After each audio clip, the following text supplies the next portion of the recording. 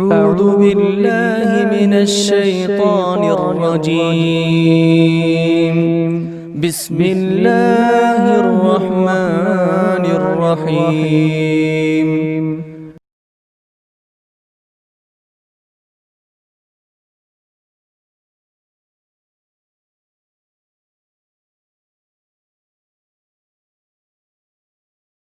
بسم الله الرحمن الرحيم.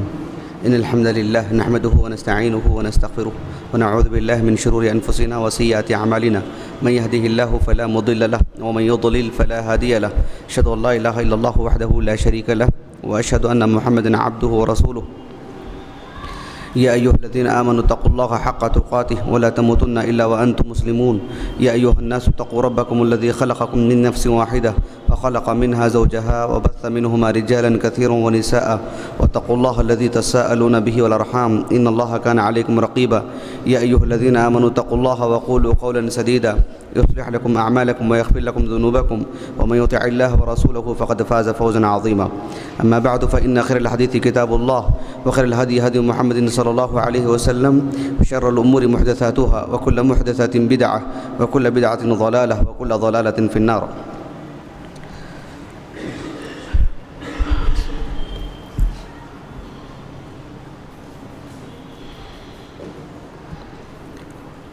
انشاءاللہ اللہ تعالیٰ کی توفیق سے ایک اہم موضوع سے متعلق آج گفتگو ہوگی. عقیدہ اہل السنہ والجماعہ. عقیدہ اہل السنہ والجماعہ ایک معروف بات ہے، لیکن جس دور میں ہم جی رہے ہیں، اور اگر میں یہ کہوں کہ جس جگہ میں ہم جی رہے ہیں ہندوستان میں، بر صغیر میں، سلفی عقیدہ نمایاں نہیں ہوا ہے. سلفی جو حلقہ ہے، سلفی مساجد، سلفی مدارس، ان میں سلفی عقیدہ پڑھایا جاتا ہے الحمدللہ، لیکن ہندوستان کے طول و عرض میں جو بڑی تعداد ہے وہ اصولی اعتبار سے اشاعرہ کی ہے. ایک بڑی تعداد بریلویوں کی ہے، دیوبندی حضرات کی ہے، احناف کی ہے. یہ سب عقیدے میں ماتوریدی ہیں، اشاعرہ ہیں. کچھ وضاحت میں آگے کروں گا آپ کو انشاءاللہ. یہاں ہمارے پاس عقیدے کا جو تصور ہے وہ عامۃ الناس کی اگر بات کریں اور پھر ان میں کام کرنے والے بیشتر علماء کی اگر بات کریں تو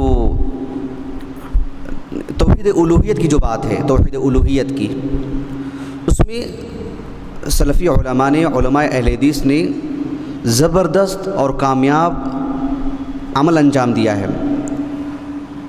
اللہ سبحانہ و تعالی ہمارے ان علماء کے جہود کو قبول فرمائے. لیکن ساتھ میں یہ بھی بات ہے کہ اسماء و صفات سے متعلق جس درجے کا کام ہونا چاہیے تھا وہ اس درجے پر نہیں ہوا ہے.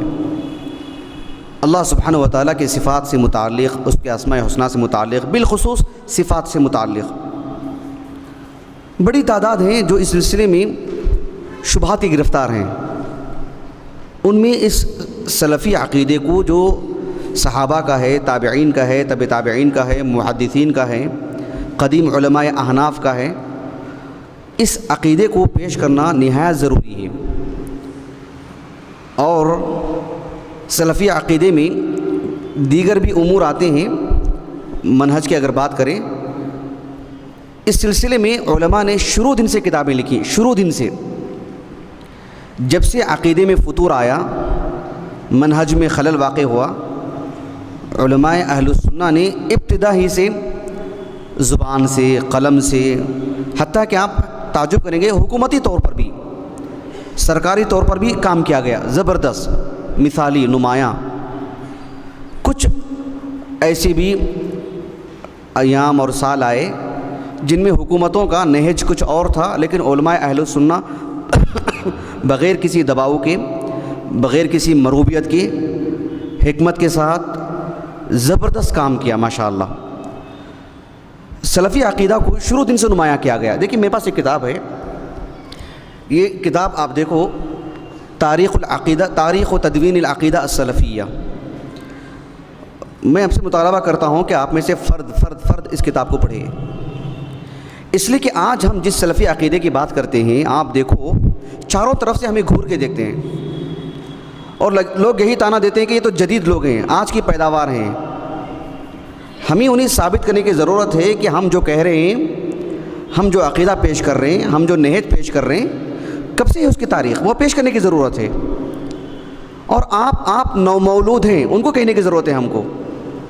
تو اس میں انہوں نے ابتدا سے جب سے سلفی عقیدے پر کتابیں لکھی گئیں، لوگ کہتے ہیں نا کہ محمد عبد الوہاب نجدی رحمہ اللہ سے پہلے نہیں تھا، کچھ لوگ بولتے ہیں ابن تیمیہ سے پہلے نہیں تھا. آپ اس کتاب کو پڑھیے، آپ کو معلوم ہوگا کہ کب سے کتابیں مدون کی گئیں سلفی عقیدے سے متعلق. اس میں کچھ مختصر ہیں، کچھ مفصل ہیں، کچھ بہت زیادہ مفصل ہیں، اور پھر کچھ حضرات نے اسے منظوم پیش کیا اشعار کی شکل میں.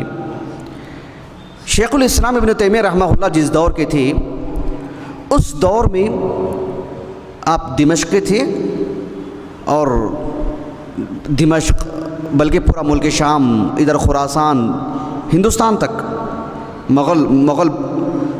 مغلیہ حکومت تھی اس وقت جب ابن تیمیہ تھے رحمہ اللہ دمشق میں. حجاز میں سلفی عقیدہ تھا الحمدللہ، لیکن ملک شام میں، دمشق میں اشاعرہ کی بھرمار بڑی تعداد میں. اندلس میں بھی آپ دیکھیے امام قرطبی کو، قداور عالم دین ہیں لیکن صفات میں تعویل کرتے ہیں. ابن العربی المالکی رحمہ اللہ، وہ حالانکہ ابن عبد البر رحمہ اللہ بھی وہیں کے ہیں، لیکن آپ خالص سلفی عقیدے کے اعتبار سے اہل السنہ کے عقیدے کے حامل. میں آپ کو کیا بتانا چاہ رہا ہوں، یہ کہ صحابہ اور تابعین جس راہ پہ تھی، جب فتور آیا تو چاروں جانب سے علماء اہل السنہ نے کام کیا، دروس کے ذریعے سے، کتابوں کے ذریعے سے، سب کچھ. لیکن پھر وہ 3 صدیاں گزرنے کے بعد جب مسلمان چاروں جانب پھیلتے گئے اور پھر یہ حکومتیں بدلتی گئیں، بنو عباسیہ تھوڑی سی کھوکھلی ہوئی، اور یہاں غزنوی حکومتیں قائم ہوئیں. سب ماتریدی عقیدے کے تھے، سب اشاعرہ کے تھے. ہم انشاءاللہ بدھ والی جو کلاس ہے چارشنبے کی، وہاں میں تفصیل سے بتلاؤں گا آپ کو.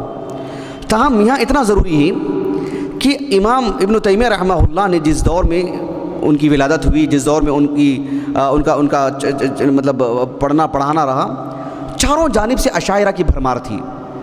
پوری زندگی مجاہدانہ زندگی تھی آپ کی. آپ کی کتابیں ہمارے پاس کچھ ہیں، سب نہیں. آپ دیکھو، آپ نے اتنا لکھا، آپ کی زندگی جتنی تھی اس سے کہیں زیادہ لکھا آپ نے، کہیں زیادہ لکھا آپ نے. ایسے معلوم ہوتا ہے کہ 10 لوگوں کی زندگیاں تھیں، اتنا لکھا آپ نے. آپ نے اسی سلفی عقیدے کو منظوم بھی لکھا مختصر اشعار میں.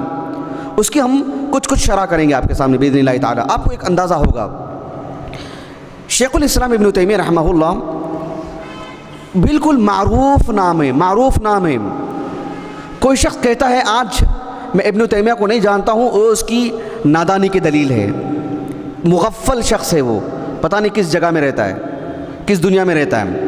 اللہ نے اتنی شہرت، اتنا نام، اور آپ کو اللہ سبحانہ و تعالیٰ نے اتنا عظیم مقام عطا کیا. ابن تیمیہ رحمہ اللہ کو مخالفین بھی جانتے ہیں، اچھی طرح جانتے ہیں، اور ان کے دلوں میں ہیبت بھی ہے، اور ابن تیمیہ رحمہ اللہ کا احترام بھی کرتے ہیں، آپ کی جلالت کو تسلیم کرتے ہیں. چھیڑ چھاڑ ہوتی ہے، چھیڑخانی کرتے ہیں، ابن تیمیہ رحمہ اللہ سے متعلق بدظنی پھیلاتے ہیں، اور سطحی انداز کی بھی گفتگو ہوتی ہے. بھلے ہی ابن تیمیہ اس سے بری ہیں، لیکن مخالفین کی ایک بڑی تعداد آپ کی اس عظیم علمی خدمت کو تسلیم کیے بغیر نہیں رہتی ہے. ابن تیمیہ رحمہ اللہ ان عظیم علماء میں سے ہیں جنہوں نے بہت سنجیدگی سے کام کیا. ابن تیمیہ رحمہ اللہ ان علماء میں سے ہیں جو بہت حساس، مطلب بہت گہری نظر ان کی امت پر اور دیگر ادیان پر، اسلام اور شریعت کے جو اصطلاحات ہیں اس پر جو انحراف ہوا ہے اس پر، جو منحرف لوگ ہیں ان کے دلائل کیا ہیں، اس پر بہت گہری نظر ابن تیمیہ کی رحمہ اللہ، اور بہت باشعور انسان۔ اللہ مجھے اور آپ کو ایسے ہی بنائے۔ جو لوگ عام زندگی گزارتے ہیں ان سے دین کی کوئی بڑی خدمت نہیں ہوتی ہے، بہت ہی شعور پیدا کرنے کی ضرورت ہے اور بہت ہی حساس ہونے کی ضرورت ہے اللہ کے دین کی خدمت کے لیے۔ شیخ الاسلام ابن تیمیہ رحمہ اللہ، جب آپ کی ولادت ہوئی تو آپ حران میں تھے۔ حران جانتے ہیں آپ لوگ؟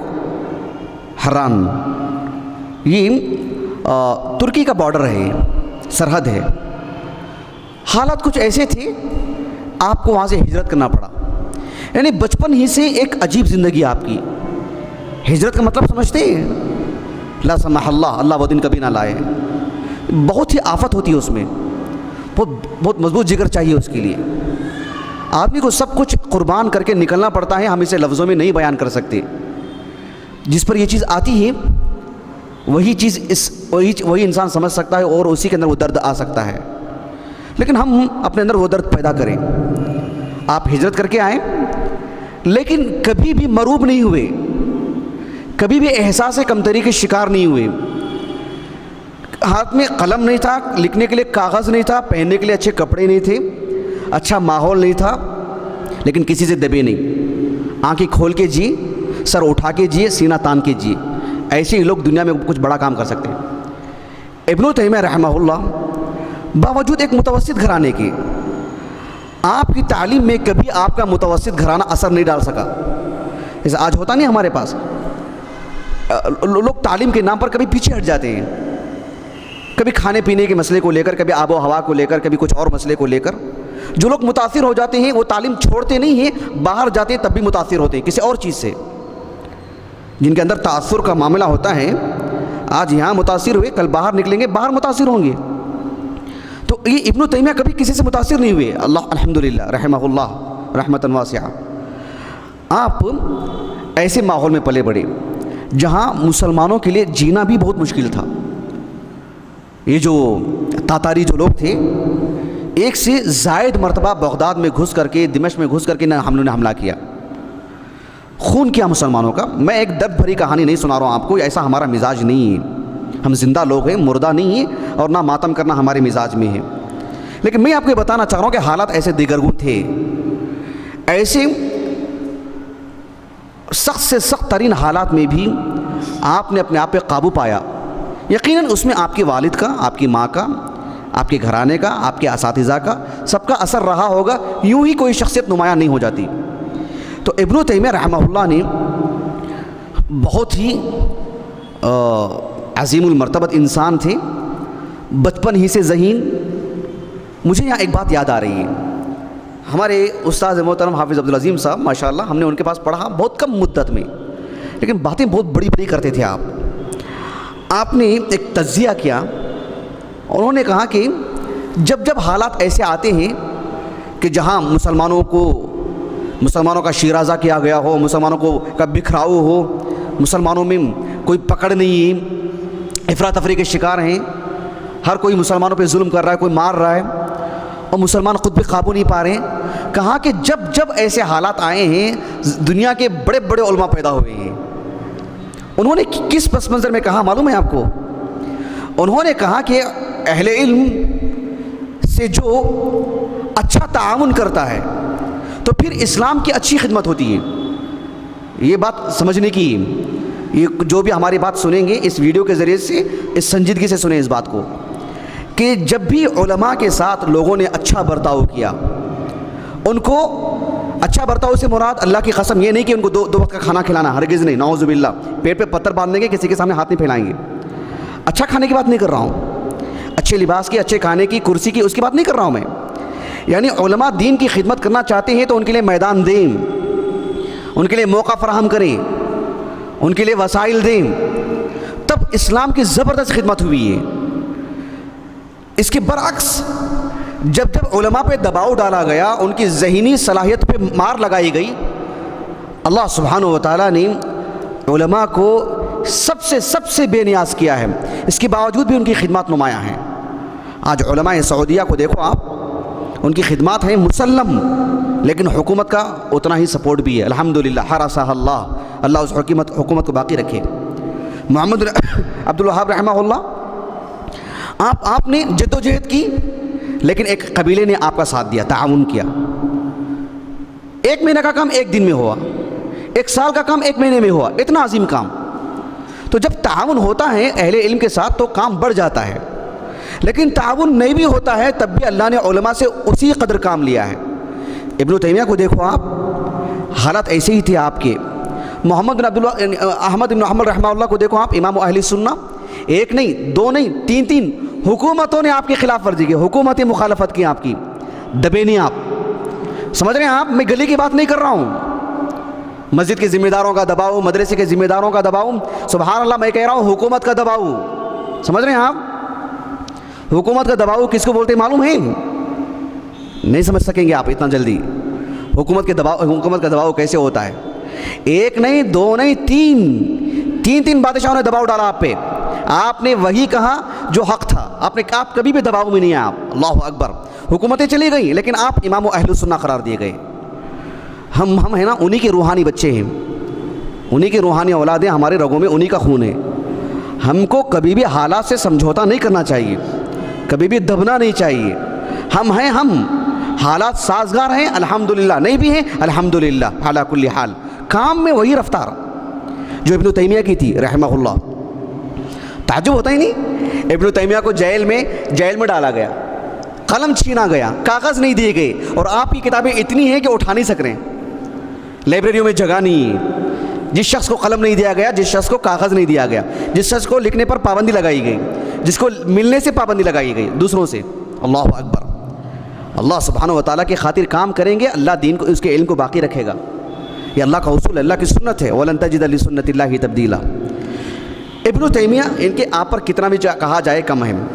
بڑی کانفرنسیں ہو رہی ہیں، ہوتی ہیں، ماضی میں بھی ہوئی ہیں، اتنا لکھا گیا آپ پہ کہ انشاءاللہ اللہ توفیق دے، بہت جلد انشاءاللہ آنے والے سالوں میں باذن اللہ تعالی جو بڑی شخصیات ہیں کسی زمانے میں، ابن تیمیہ، آج کے دور میں شیخ البانی رحمہ اللہ اجمعین، ان کی جو کتابیں ہیں، کاوشیں ہیں، اور جو ہے ان پر جو لکھا گیا ہے سب رکھیں گے تو پورا بھر جائے گا۔ یہ ایک نمائش کی جائے گی انشاءاللہ، ایک نمائش، تاکہ لوگوں کو معلوم ہو کہ علماء کی جد و جہد کیسی ہوتی ہے۔ سب کو مٹا دیتا اللہ تعالیٰ، صرف انہی کو باقی رکھتا ہے۔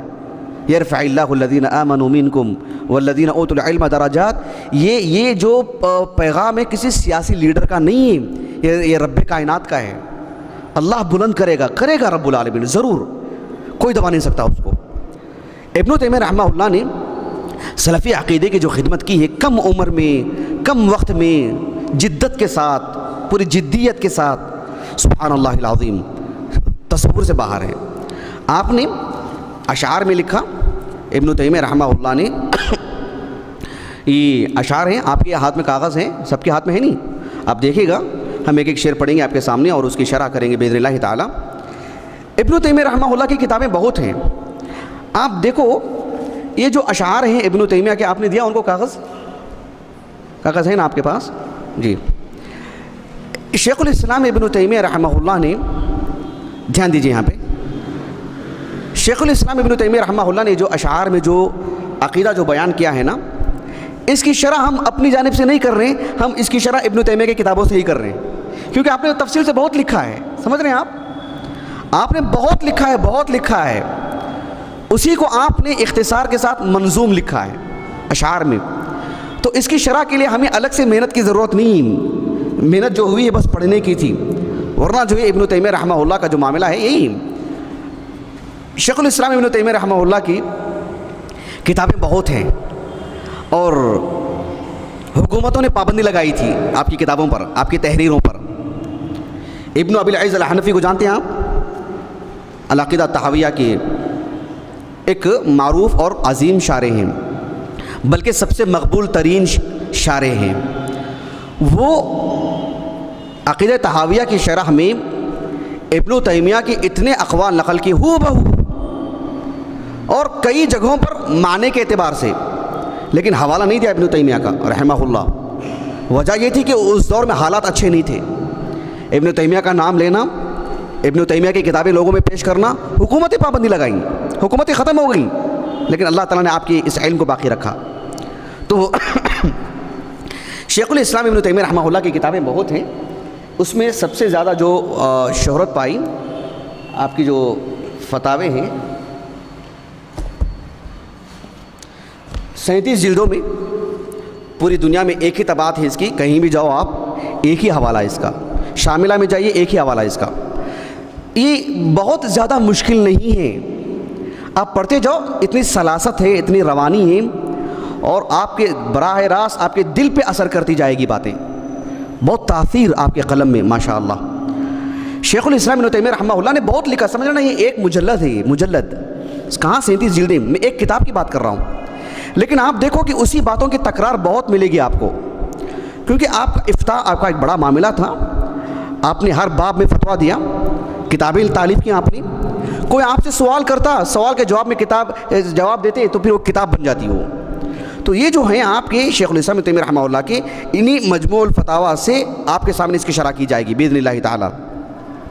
شیخ الاسلام ابن تیمیہ کی اور بھی بہت ساری کتابیں ہیں، کوئی کتابوں کے نام بولیے ابن تیمیہ کے رحمہ اللہ۔ منہاج السنہ نبویہ کس موضوع پہ ہے؟ شیعہ کی رد میں، ممتاز کتاب، ممتاز کتاب۔ پڑھا آپ نے؟ آپ میں سے کوئی پڑھے ہیں؟ ہاں تھوڑا تھوڑا پڑھے ہیں، بارک اللہ فیک۔ بقیہ نہیں پڑھے ہیں؟ پڑھنا چاہیے۔ اور ہاں العقیدۃ الواسطیہ، جی العقیدۃ الواسطیہ کس موضوع پہ ہے؟ اسماء و صفات، اور ایک اور موضوع ہے اس پہ، اسماء و صفات اور الایمان بالقدر، بالخصوص اسماء و صفات۔ ایک آپ سے سوال کیا گیا تو آپ نے جواب دیا۔ واسط ایک علاقہ ہے، معلوم آپ کو واسط کہاں آتا ہے؟ بغداد اور کوفہ کے درمیان کا علاقہ ہے، درمیان میں پڑتا ہے، اسی لیے اس کا نام واسط رکھا گیا۔ وہاں کے لوگوں سے استفسار ہوا تو آپ نے جو لکھا سبحان اللہ العظیم، دیکھیے آپ۔ چلیے اور کتابیں آپ کی؟ ہاں الجواب الصحیح، آگے کا نام لمن بدل دین المسیح، کس موضوع پہ ہے؟ اس کی فہرست پڑھ کے دیکھو، صرف نصارہ کے رد میں اتنا ہلکا مت سمجھو، پورے دین کا تعارف ہے۔ آپ نے ایک ایک شق کو لے کے جو کام کیا نا، ذرا فہرست تو پڑھ کے دیکھو، آپ کو اندازہ ہوگا۔ اہل علم نے کہا کہ اگر ابن تیمیہ کے علم کو سمجھنے کے لیے، یعنی ان کے علمی حیثیت کو ماننے کے لیے صرف الجواب الصحیح کا ہوتی تو کافی تھا، ان کے علمی جلالت کو ماننے کے لیے، دیگر کتابیں تو ہیں ہی۔ چلیے اور کتابیں؟ ہاں المقدمہ فی التفسیر، مقدمۃ فی التفسیر جو ہے، پڑھا آپ نے؟ بارک اللہ فیک۔ پاکستان کے ایک مشہور عالم دین ہیں، وہ ایک دیوبندی حلقے میں شیخ الاسلام مانے جاتے ہیں، جسٹس تقی عثمانی، نام سنا آپ نے؟ آپ نے جب اس اصول تفسیر کو پڑھا تو آپ نے اتنی بڑی بات کی کہ اگر ان اصول کو رکھ کے تفسیریں لکھی جائیں نا تو تفسیریں غلطیوں سے پاک رہیں گی، ایسے کہا انہوں نے۔ تفسیر ان کی کتابیں دیکھا آپ نے؟ تفسیریں نیچے کتابیں، اس میں دیکھو آپ۔ چلیے اور ان کی کتابیں؟ اقتضاء الصراط المستقیم، یہ کس موضوع پہ ہے؟ چلو ایک مرحلے میں ہیں آپ، کیا بھی کتابوں کے نام پڑھ رہے ہیں، وہ بھی مرحلہ آنا چاہیے کہ جو کھول کے پڑھیں۔ ہاں چلیے اور کتابیں؟ حصن المسلم، الصارم المسلول، کس موضوع پہ ہیں؟ علی شاتم الرسول، کس موضوع پہ ہیں؟ موضوع واضح، علی شاتم الرسول، کھلی نیام سے نکلی ہوئی تلوار، علی شاتم الرسول۔ جو اللہ کے رسول علیہ السلام کی شان میں بے ادبی کرتے ہیں، گستاخی کرتے ہیں، آپ پر سب و شتم بہت دور کی بات ہے، ادنا گستاخی بھی ہو اللہ کے رسول کی شان میں، اس سلسلے میں اسلام کا کیا موقف ہے وہ، لیکن وہ تھوڑا سنجیدہ کتاب ہے اور منہجی طور پر بہت نازک کتاب ہے۔ یہ چلیے اور ہاں ان کو ایک میک دے دو، بلند آواز سے بولو جی. معجم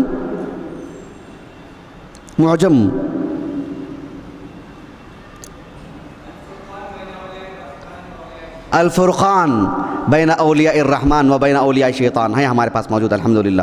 ممتاز کتاب صوفیہ کے رد میں. اور ہاں ہاں جی اسی کا ایک حصہ ہے. چلیے. اور الاستقامہ ممتاز کتاب یہاں پہ موجود ہے ہمارے پاس. کتاب النبوات 2 جلدوں میں نبوت کے سلسلے میں جو تعارف آپ نے کروایا ہے اس میں ختم نبوت بھی ہے, نبوت کا عظیم مقام بھی ہے, اور نبوت کی جو خصائص ہیں. بہت ممتاز کتاب.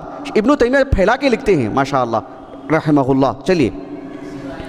ہاں جی, یعنی ابن تیمیہ سے کہا گیا کہ تفسیر لکھو, تو آپ نے کہا کہ پوری تفسیر تو نہیں لکھوں گا, البتہ جو آیاتیں اہل علم کے لیے مشکل ہوتی ہیں سمجھنے میں ان کی تفسیر کروں گا 2 جلدوں میں. کہاں ہے ہمارے پاس؟ ہے نا ہمارے پاس, دیکھیے یہاں پر ہے. بہت اچھی کتاب, ممتاز کتاب ماشاءاللہ. دیکھیے تفسیر آیات اشکلت علی کثیر من العلماء, سمجھ رہے جی. اور ہاں العبودیہ, واللہ میں یہی چاہ رہا تھا, العبودیہ بندگی, ایک بندہ کیسے بن کے رہے. بہت ممتاز کتاب, چھوٹا سا رسالہ ہے, چھوٹا سا رسالہ. جی الکلم الطیب کس موضوع سے متعلق ہے؟ دعاؤں سے متعلق, شیخ البانی کی تحقیق سے چھپی ہے. ایک اور کتاب ہے کتاب الایمان, اور قبروں کی زیارت سے متعلق ایک ہے,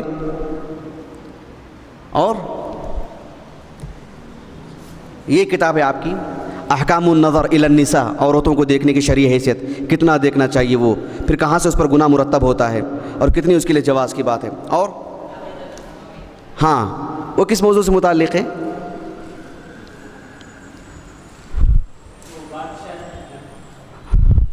علی کل موضوع بہت طویل ہے یہ. شیخ الاسلام ابن تیمیہ رحمہ اللہ کی کتابیں اتنی زیادہ ہیں, میں آپ کو ایک حوالہ دیتا ہوں بس. ابن رجب الحنبلی کو جانتے ہیں آپ؟ ابن تیمیہ کے شاگرد ہیں وہ؟ نہیں. ابن تیمیہ رحمہ اللہ کے انتقال کے تقریباً 6 سال کے بعد پیدا ہوئے, 734 ہجری کو. ابن تیمیہ رحمہ اللہ کے انتقال کے بعد ابن رجب الحنبلی رحمہ اللہ کئی کتابوں کے مصنف, اور بہت سنجیدہ عالم. جن علماء سے خاص تاثر ہم نے لیا ہے ان میں سے ایک ابن رجب بھی ہیں.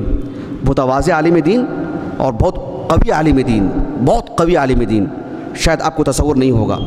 ابن رجب الحنبلی آپ پڑھ کے دیکھیے, یعنی مطلب کائنات کی چنندہ قداور شخصیتوں میں سے ایک ہے ابن رجب الحنبلی رحمہ اللہ, جن کو پڑھنے کے بعد آدمی متاثر ہوئے بغیر نہیں رہ سکتا ہے. تو ابن رجب الحنبلی رحمہ اللہ 795 ہجری میں آپ کا انتقال ہوا.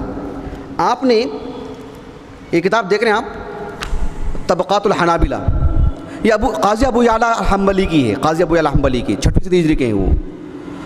اس کا تتمہ آپ نے لکھا, ذیل آپ نے لکھا ابن تیمیہ کے بارے میں رحمہ اللہ, واما تصانیفہ رحمہ اللہ فہی اشہر من ان تذکر واعرف من ان تنکر, سارت مسیر الشمس فی الاقطار وامتلأت بها البلاد والامصار, قد جاوزت حد الکثرہ, قد جاوزت یعنی جو بولتے نا کہ وہ مکثرین میں سے ہیں, ان کی کتابیں بہت ہیں, اس سے بھی زیادہ نکل گئی کتابیں آپ کی. یہ کب کی بات ہے؟ جب ابن تیمیہ کی کتابوں پہ پابندی لگی تھی, تب کی بات بول رہا ہوں میں آپ کو. ابن تیمیہ کی کتابوں پر جب پابندی لگی تھی, آج نہیں کہ سعودی حکومت جو ہے آزادانہ طور پر ان کی کتابیں بیچ رہے ہیں, اللہ جزائے خیر دے ان کو, اللہ برکت دے اس حکومت کو. یہ میں اس دور کی بات کر رہا ہوں جب حکومتوں کی طرف سے پابندی تھی, یہ ابن تیمیہ کی کتابیں نہیں ہوں گی. جیسے مصر نے پابندی لگا دی کہ ابن تیمیہ کی کتابیں کہیں بھی نہیں بیچی جائیں گی, کہیں بھی رہیں گی بھی نہیں, اس لیے کہ سلفی عقیدہ ہے. ازہر جامعۃ الازہر خالص اشاعرہ کا ہے وہ, پورا یونیورسٹی. تو اس وقت یہ بات کر رہے ہیں اور بول رہے ہیں فلا يمكن احد حصرها ولا يتسع هذا المكان لعد المعروف منها. کہہ رہے کہ یہ آپ کی کتابوں کا حصر کیا جائے اور پورا شمار کیا جائے, یہ ناممکنات میں سے ہے, ناممکن ہے. اور پھر آپ کی ساری کتابوں کے یہاں نام میں ذکر بھی کروں یہ بھی میرے لیے ناممکن ہے. جو کتابیں شہرت پائیں ہیں، جو کتابیں لوگوں کے ہاتھ میں آ گئیں، یہ اس دور کی بات ہے جو حکومتیں یہاں پر پابندی لگائی تھیں. تو اس اعتبار سے ہمارے پاس آپ کی پوری کتابیں تو نہیں ہیں، لیکن جتنی ہیں وہ کچھ کم نہیں ہیں. اللہ کا احسان ہے الحمدللہ. چلیے ہم شروع کرتے ہیں. شیخ الاسلام ابن تیمیہ رحمہ اللہ نے ان اشعار کو لکھا بہت ہی سادگی کے ساتھ، لیکن دیکھیے اس میں کتنا اعجاز ہے، کتنا الحمدللہ اختصار کے ساتھ کتنی باتیں آپ نے لکھ دی ہیں. چلیے اس کو ترنم سے کئی لوگوں نے پڑھے ہیں. ایک صاحب نے بہت اچھا پڑھا ہے، مغرب کی نماز کے فوراً بعد ہم آپ کو سنائیں گے انشاءاللہ. بہت دلچسپ انداز میں آپ نے پڑھا ہے. میں آپ کو سناتا وہ ان کے ذریعے سے سنائیں گے آپ کو. ہاں میں نہیں سناؤں گا. چلیے شیخ الاسلام ابن تیمیہ رحمہ اللہ فرماتے ہیں: یا سائلی عن مذہبی و عقیدتی رزق الہدی من للہدایت یسأل. شیخ الاسلام ابن تیمیہ رحمہ اللہ یہ جو کہہ رہے ہیں کہ یا سائلی عن مذہبی و عقیدتی، اے وہ شخص جو میرے عقیدہ اور میرے مذہب سے متعلق سوال کرنے والے ہیں. تو یہ وہ سائل کون ہیں؟ اس سلسلے میں بات کے اہل علم کہتے ہیں کہ شیخ الاسلام ابن تیمیہ رحمہ اللہ سے سوال کرنے والے لوگ کثرت سے تھے. کسی نہ کسی مناسبت سے آپ کے تلامذہ، دور دراز کے علماء، حجاز کے علماء، بحرین کے علماء، اس دور کا بحرین، آج کا بحرین نہیں، سب آپ سے سوال کرتے تھے. شیخ الاسلام ابن تیمیہ رحمہ اللہ نے یہ جو انداز اختیار کیا ہے، اس میں دونوں باتوں کا احتمال ہے. ممکن ہے کسی نے آپ سے سوال کیا ہو اور آپ نے اشعار میں اسے جواب دیا، اور یہ بھی ممکن ہے اور ایسا بھی بہت ہوتا ہے کہ شیخ الاسلام ابن تیمیہ رحمہ اللہ نے بس ایسی ہی اپنی جانب سے ایک اسلوب اختیار کیا جیسے علماء اختیار کرتے ہیں. خاص کر فقہی کتابوں میں آپ نے دیکھا ہوگا کہ ایک مسئلہ بیان کرتے ہیں، اس کے بعد خود ہی مصنف سوال کرتے ہیں کہ ٹھیک ہے اگر کسی نے ایسا سوال کر دیا تو کیا جواب ہوگا اس کا، کسی نے ایسا کہہ دیا تو کیا ہوگا. ہوتا نہیں ایسے. معلم پڑھانے کے دوران اپنی بات پڑھا دینے کے بعد خود سے ہی سوال کرتے ہیں، ٹھیک ہے ایسا کیا ہوگا، اس کا اگر یہ معنی لیا جائے تو تب کیا بات ہوگی. خود ہی سوال کرتے ہیں اور خود ہی اس کا جواب دیتے ہیں. ضروری نہیں کہ سامنے والا ہی سوال کیا ہوں. ظن غالب یہی ہے کہ اس سلسلے میں ابن تیمیہ رحمہ اللہ سے مستقل سوال نہیں کیا گیا، بلکہ آپ نے از خود یہ بات سامنے رکھی کہ جن کو ہمارے مذہب اور ہمارے عقیدے سے متعلق استفسار کرنا ہے، یعنی جن کے دلوں میں سوال ہے کہ ہم کون ہیں، ہمارا عقیدہ کیا ہے، ہم کس عقیدے کے حامل ہیں، تو سن لو ہمارا یہ عقیدہ ہے. یہ اسلوب بات واضح ہوئی جی. شیخ الاسلام ابن تیمیہ رحمہ اللہ نے کہا یا سائلی عن مذہبی و عقیدتی. یہ جو مذہب ہے، مذہب یعنی وہ بات جس کی طرف آدمی جاتا ہے، وہ نظریہ جس کو آدمی لیتا ہے. مذہب کا جو تصور ہے صرف فقہی مسائل میں نہیں کہ مالکی مذہب ہے یا حنفی مذہب ہے، بلکہ اس کو اصولی اعتبار سے بھی اس کو ذکر کیا جاتا ہے کہ اہل السنہ کا مذہب ہے، یہ مرجئہ اور خوارج کا مذہب ہے، یہ شیعہ کا مذہب ہے، ان کا یہ موقف ہے، یہ اہل السنہ کا مذہب ہے. تو مذہب اس معنی میں بھی بولا جاتا ہے. اور یہاں پر مذہب فقہی نقطہ نظر سے نہیں بلکہ اصولی نقطہ نظر سے ہے. اصولی مسائل میں امت میں جو 73 کا جو بٹوارا ہوا ہے اس کا تعلق فقہی مسائل سے نہیں ہے، اس کا تعلق اصولی مسائل سے ہے. یہ اشتباہ نہیں ہونا چاہیے. کلہم فی النار والی جو بات ہے، یہ اس کی جو تطبیق ہے یہ فروعی مسائل پہ لا کر کے نہیں کرنا چاہیے. اس کا انطباق صرف اور صرف اصولی مسائل میں ہوتا ہے. بات میری واضح ہوئی آپ کو؟ بات اچھی طرح سمجھ آئی؟ تو یہاں پر مذہب کا جو تعلق ہے عن مذہبی و عقیدتی اصولی مسائل سے. سنن ابن ماجہ میں بتلا رہا ہوں بارک اللہ فیکم. یہ جو اصولی مسائل ہیں ان سے متعلق یہ بات ہے. جو معروف حدیث ہے کئی صحابہ سے مروی ہے، ہم نے اس پر مستقل پروگرام کیا تھا ایک، جس میں امت مسلمہ کے اندر 73 فرقوں کی جو بات کی گئی ہے، ہم لوگوں نے 102 مرتبہ پروگرام کیا تھا، وہ آج سے میرے اندر سمجھتا ہوں 3 سال پہلے، بہت مفصل تفصیل کے ساتھ، جو معروف حدیث ہے سنن ابی داؤد، سنن ترمذی، اور اس تفصیل کے ساتھ سنن ابن ماجہ میں ہیں۔ انس بن مالک، عوف بن مالک، عبداللہ بن عباس، ابو سعید الخدری، ابو موسیٰ الاشعری، معاویہ بن ابی سفیان، یعنی دسیوں صحابہ اس کے راوی ہیں کہ آپ علیہ الصلوۃ والسلام نے فرمایا افترقت الیہود علی 71 فرقہ فواحدۃ فی الجنہ و70 فی النار وافترقت النصارى علی 72 فرقہ ف71 فی النار۔ آپ علیہ الصلوۃ والسلام نے امت مسلمہ سے متعلق جو بات کہی ہے کہ میری امت 73 حصوں میں بٹ جائے گی، تو آپ علیہ الصلوۃ والسلام سے پوچھا گیا کہ جنت میں جانے والا فرقہ کون سا ہے؟ تو اللہ کے رسول نے کیا کہا علیہ الصلوۃ والسلام؟ ما انا علیہ و اصحابی۔ اللہ کے رسول نے ما کہا، من نہیں کہا آپ نے، من عاقل کے لیے آتا نا، ما کہا آپ نے، یعنی منہج، یعنی شخصیات نہیں، آراء الرجال، لوگ نہیں، وہ دین، وہ شریعت، شخصیات سے نہیں جوڑا اللہ کے رسول نے صلی اللہ علیہ وسلم، اس فکر اور اس منہج کی طرف جوڑا، جو اس منہج سے آگے جڑیں گے پھر ہم ان سے جڑیں گے، اصل چیز منہج، اسی لیے کہا کہ ما انا علیہ و اصحابی۔ آپ علیہ الصلوۃ والسلام نے اس حدیث کے سلسلے میں جو بات کی ہے اس کا تعلق ہے ان اصولی اختلاف سے۔ اصولی اختلاف کا تعلق ہوتا ہے عقیدے سے، منہج سے، فقہی مسائل سے نہیں۔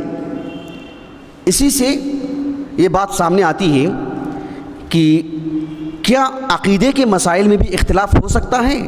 یہیں سے سوال آتا ہے۔ فقہی مسائل میں اختلاف کی گنجائش ہے، اور ہے بھی تو اس کا کتنا درجہ ہے، اس کی نوعیت کیا ہے، وہ بھی میں صاف کروں گا انشاءاللہ۔ لیکن عقیدے کے مسائل میں، اصولی مسائل میں اختلاف کی گنجائش نہیں ہے۔ اس سلسلے میں اہل علم کہتے ہیں کہ اصولی مسائل 2 طرح کے ہیں۔ اصولی مسائل 2 طرح کے ہیں، جو عقیدے کے جو مسائل ہیں نا، عقیدے کے مسائل وہ 2 طرح کے ہیں۔ اس میں بھی ایک اصول ہے، اس میں بھی ایک فروع ہے، آپ خلط ملط نہ کر لیں۔ ایک عقیدہ ہے، ایک فقہی مسائل ہیں جسے ہم اصول اور فروع کہتے ہیں۔ بات واضح ہوئی؟ ایک عقیدے کے جو مسائل ہیں ان میں اختلاف ہو سکتا ہے کیا؟ اہل علم کہتے ہیں کہ وہ عقیدے کے مسائل بھی 2 طرح کے ہیں، ان میں ایک اصولی ہے، ان میں بھی ایک فروعی ہیں۔ ان میں اصولی مسائل یعنی اللہ سبحانہ و تعالیٰ کی ذات، اللہ کا وجود، اللہ کی صفات، اللہ سبحانہ و تعالیٰ کی صفات ذاتیہ، صفات فعلیہ، اللہ سبحانہ و تعالیٰ کے اسماء حسنہ، ان سب میں اختلاف کی گنجائش نہیں ہے۔ ان سب میں اگر کوئی اختلاف کرتا ہے تو پھر وہ اہل السنہ سے نکل جائے گا، وہ 73 فرقوں میں ہوگا۔ وہ بات واضح ہو رہی ہے آپ کو؟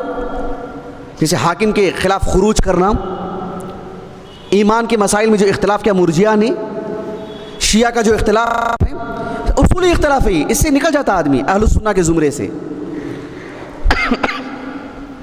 لیکن عقیدے کے مسائل میں ایک جو مسائل آتے ہیں فروعی مسائل، جیسے میں آپ کے سامنے ایک مثال پیش کرتا ہوں، اور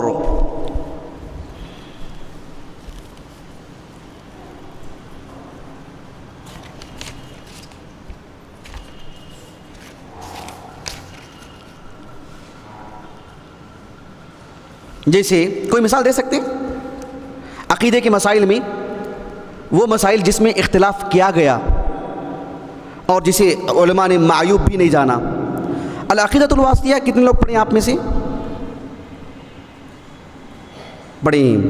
پڑھ چکے ہیں؟ جو پڑھ رہے ہیں ان کا چھوڑ دو، ہو سکتا ہے ان کے لیے ایک عذر ہو سکتا ہے کہ ابھی تک وہ مبحث ہمارے سامنے نہیں آیا۔ جو لوگ پڑھ چکے ہیں کون ہیں؟ ہاتھ اٹھائیے۔ پڑھ چکے ہیں آپ؟ رحمک اللہ۔ جی چلیے کوئی مثال دے سکتے ہیں اس کی؟ کیونکہ ابن تیمیہ نے مثال دی ہے رحمہ اللہ العقیدۃ الواسطیہ میں۔ عقیدے کے 2 حصے، ایک اصولی ایک فروعی۔ اصولی اس میں اختلاف کی گنجائش نہیں، ان الذین فرقوا دینہم وکانوا شیعا لست منہم فی شیء، یہ عقیدے کے اصولی مسائل۔ عقیدے کے کچھ فروعی مسائل ہیں، ان میں اختلاف کی گنجائش مطلب ہو گیا ایسے، لیکن اس کو غلط نہیں مانا گیا۔ کوئی مثال؟ اس کو ہم انعام دیں گے انشاءاللہ۔ نہیں تھوڑی سی خطا ہو رہی ہے وہاں پہ, تھوڑی سی خطا ہو رہی ہے. آپ آ گئے, سرحد پہ آ گئے, اندر آئیے جی. احسنت احسن اللہ الیک, بہت خوب ماشاء اللہ. ابن تیمیہ نے یہی مثال دی. ذرا سا کھل کے بولو. بہت خوب بھائی. آپ کا نام ماشاء اللہ, بارک اللہ فیک. نام ذہن میں نہیں تھا آپ کا. کہاں ہے العقیدۃ الواسطیہ؟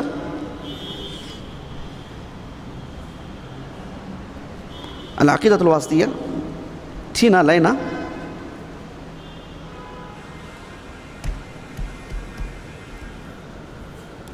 جی بولو.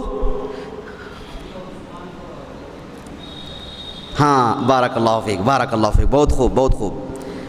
شیخ الاسلام ابن تیمیہ رحمہ اللہ نے عقیدے میں جو فروعی مسائل ہیں جس میں اختلاف کی گنجائش رہی, کہا کہ ابوبکر صدیق رضی اللہ عنہ کی افضلیت پر سب کا اتفاق ہے, پوری دنیا, اس میں اختلاف کی گنجائش ہی نہیں. شیخین پر ابوبکر عمر رضی اللہ عنہما.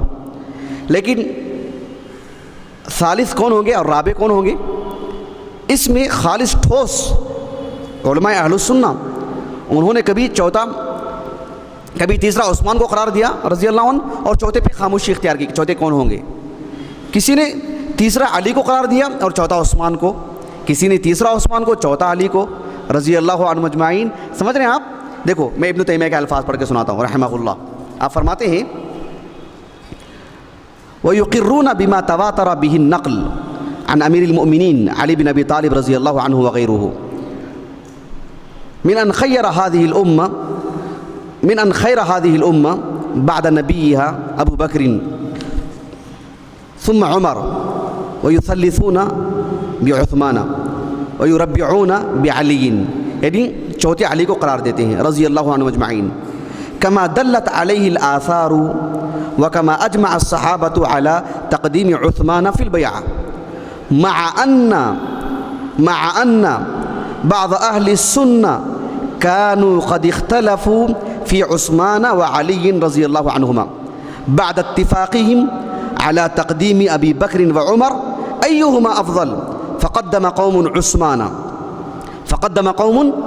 عثمان وسكتوا أو ربعوا بعلي وقدم قوم عليا وقوم توقفوا. یعنی ابن تیمیہ رحمہ اللہ نے اس سلسلے میں صاف لفظوں میں کہا کہ لیکن استقر امر اہل السنہ علی تقدیم عثمان. بات واضح ہو گیا آپ کو؟ لیکن آخر میں کیا کہا انہوں نے؟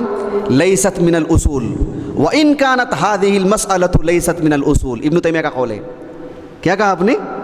وان كانت هذه یعنی تقدیم عثمان و علی, وان كانت هذه المسألة لیست من الاصول التي يضلل المخالف, جسے مخالف کو آپ گمراہ قرار دیں, یہ ان مسائل میں سے نہیں ہے. حالانکہ عقیدے کا مسائل ہے, عقیدے کا مسئلہ ہے. آپ کوئی بھی عقیدے کی کتاب اٹھا لو, اس میں مسئلہ ہوگا آپ کو. لیکن تقدیم عثمان و علی کی بات آتی ہے تو اس مسئلے کو ان عقیدے کے مسائل میں فروعی مسئلہ قرار دیا گیا. بات واضح ہوئی آپ کو جی؟ تو عقیدے کے مسئلے میں اختلاف کی گنجائش نہیں ہے اگر وہ مسئلہ اصول سے تعلق رکھتا ہے.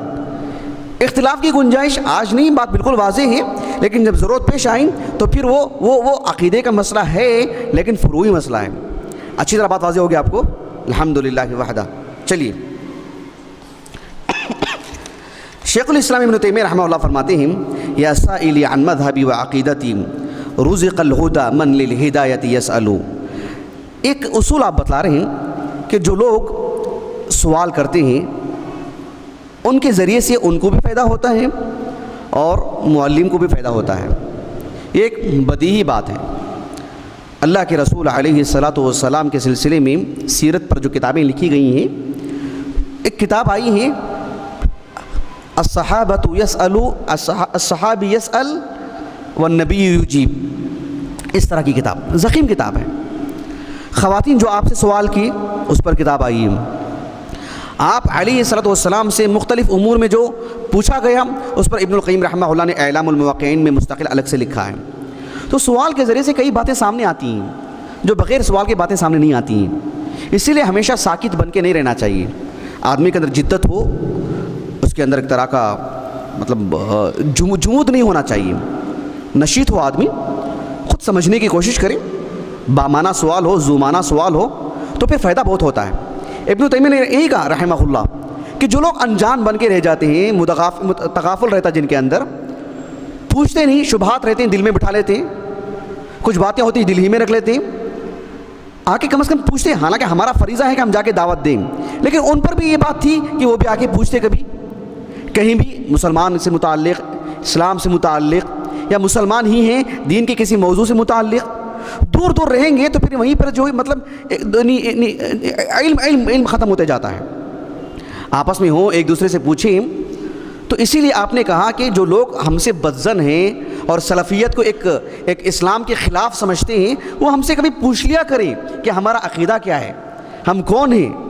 لوگ بولنے بھی دیتے نہیں ہیں اور پوچھتے بھی نہیں ہیں، لیکن جہاں لوگ سوال کرتے ہیں تو اہل السنہ نے پورا فائدہ اٹھایا، جم کے جواب دیا، کہا کہ رزق الہدی من للہدایۃ یسأل۔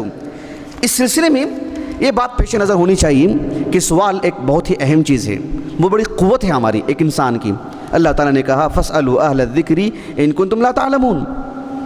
آپ کو حدیث معلوم ہے سنن ابی داؤد کی کتاب الطہارہ کہ ایک سفر میں ایک صحابی ان کو غسل کی ضرورت تھی، وہ اپنے سر پہ جو لگا تھا زخم، اس کی وجہ سے وہ پیچھے ہٹ رہے تھے۔ لوگوں سے پوچھا تو لوگوں نے کیا کہا ان سے؟ نہیں تمہارے لیے کوئی معاملہ نہیں، ایسے ہی ان کا انتقال ہو گیا ان کا۔ اللہ کے رسول نے اس مناسبت سے کیا کہا صلی اللہ علیہ وسلم؟ قتلوہ قتلہم اللہ اللہ سألوا اذ لم يعلموا فإنما شفاء العی السؤال فإنما شفاء العی السؤال۔ یعنی سوال کے ذریعے سے آدمی نجات پا لیتا ہے الحمدللہ، یہ بہت اہم چیز ہے۔ البتہ قیل قال، بیجا سوال، یا ایھا الذین آمنوا لا تسألوا عن اشیاء ان تبد لکم تسؤکم، ایسے سوالات جس سے آدمی کو شامت آئے، آدمی شرمندہ ہو جائے، من این جاء ھذا، خذوا نعم نبہتکم، نعم۔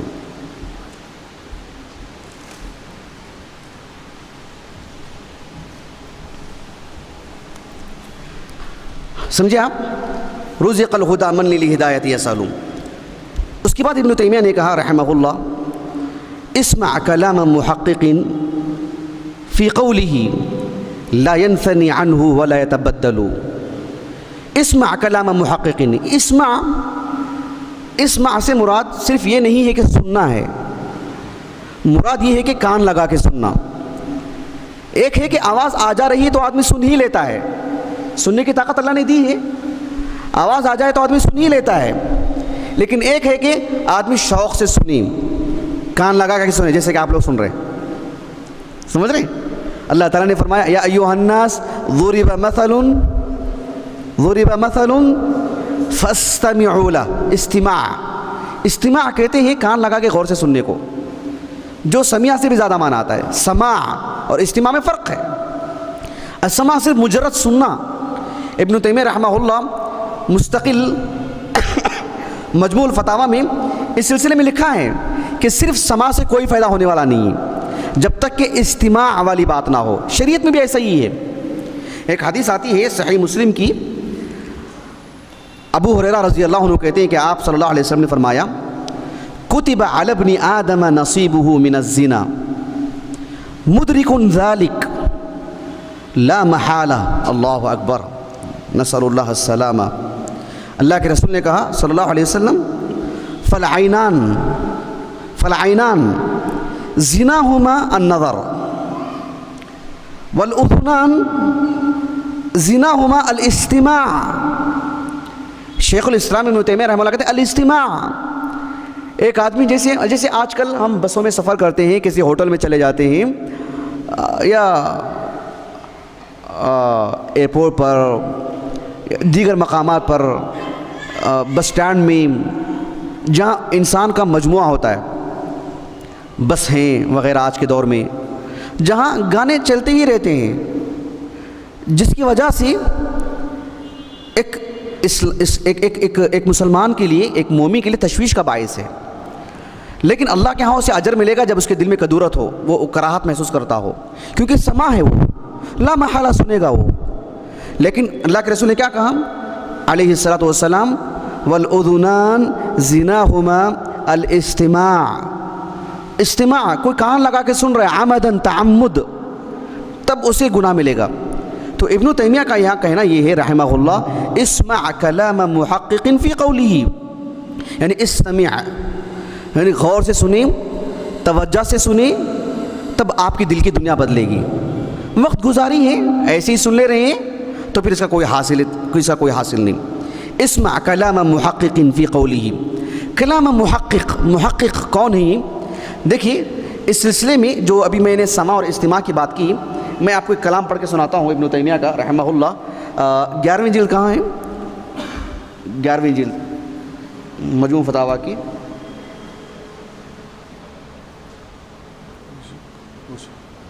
جزاکم اللہ خیرا۔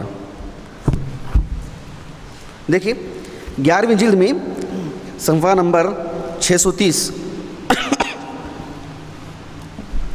شیخ الاسلام ابن تیمیہ رحمہ اللہ فرماتے ہیں، میں نے کہا نا کہ یہ جو ہم اشعار کی شرح کر رہے ہیں خود ابن تیمیہ کے کلام سے، کیونکہ آپ نے بہت کچھ لکھا ہے اس سلسلے میں۔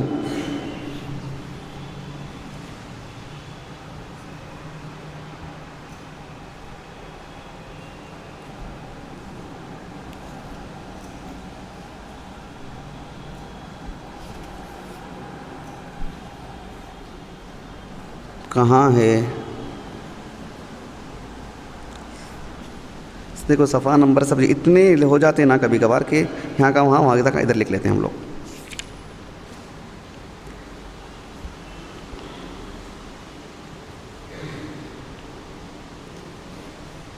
اللہ المستعان، گناہوں کی وجہ سے بھی ایسا ہوتا ہے۔ استغفر اللہ واتوب الیہ۔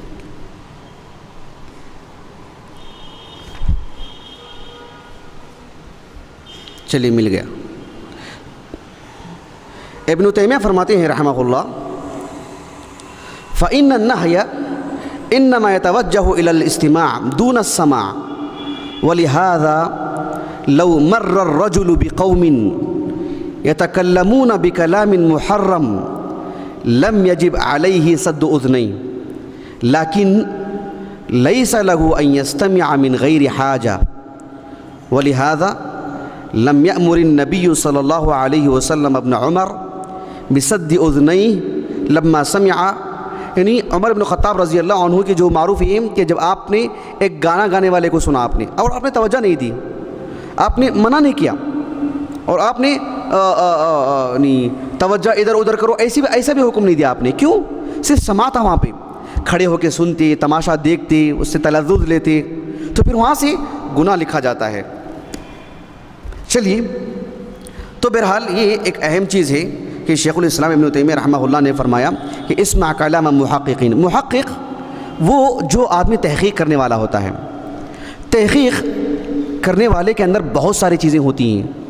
آج کے دور میں یہ کتابیں چھپتی ہیں، جانتے ہیں کیا کیا کرنا پڑتا ہے؟ مخطوطہ ہوتا ہے، پہلے اسے پڑھنا پڑتا ہے، اس کی تصحیح کرنی پڑتی ہے، اس میں جو احادیث ہوتے ہیں اس کے حوالے دینے پڑتے ہیں، اس میں جو اسماء اور رجال ہوتے ہیں ان کی تعیین کرنی پڑتی ہے، پھر اس کی فہرست بنانی پڑتی ہے۔ اتنے سارے کام آپ کسی محقق کتاب کو دیکھ لیجئے، کیونکہ ابن تیمیہ رحمہ اللہ نے وہ جو ساری کتابیں تھیں، جو سارے موضوعات تھے عقیدے کے، آپ نے تحقیق کی اس کی، اس لیے آپ نے کہا اسمع کلام محقق فی قولہ لا ينثنی عنہ ولا يتبدل، یعنی لا ينثنی عنہ ای لا يتغیر، یعنی ہمارا جو موقف ہے، ہمارا جو عقیدہ ہے، ہمارا جو منہج ہے، یہ حالات اور زمانے کے رفتار کے ساتھ بدلنے والا نہیں ہے۔ یہ اللہ تعالیٰ نے جس دن وحی نازل کی اور الیوم اکملت لکم کہہ کر کے جو پوری شریعت ہو چکی ہے مکمل، وہی باتیں، کوئی اس میں رد و بدل ہونے والی بات نہیں۔ اہل بدعت کا معاملہ دیکھو آپ، اہل بدعت کا معاملہ، ہندوستان کے بدعتی ہوں گے، دلی کے الگ، چنئی کے الگ، بنگلور کے الگ، سب کی بدعتیں الگ۔ تجربہ کیا آپ نے؟ ابن تیمیہ کہتے رحمہ اللہ اور ابو المظفر السمعانی نے کہا تھا ایک مرتبہ کہ جتنے بھی اہل بدعت ہیں دنیا کے اندر، یعنی ایک دوسرے کو کافر قرار دیتے ہیں۔ لبنان اٹھا لو آپ، یوٹیوب پہ ان کی بدعتیں ہیں، یہاں کے بدعتی لوگ ان پہ رد کرتے ہیں اور وہاں کے لوگ ان کی بدعتوں پہ رد کرتے ہیں، بولے کہ یہ کہاں ہے، ان کے پاس بھی دلیل نہیں، ان کے پاس بھی دلیل نہیں، ایک دوسرے کو رد کرتے رہتے ہیں۔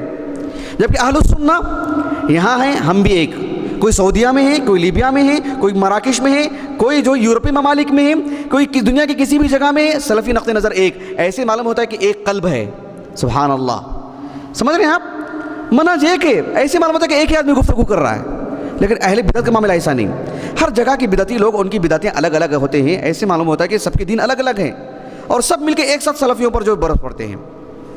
تو کہا لا ينثني عنهم ولا يتبدلوا، یعنی یہ وہ عقیدہ ہے ہمارا جس میں رتی برابر بھی تبدیلی ہونے والی نہیں.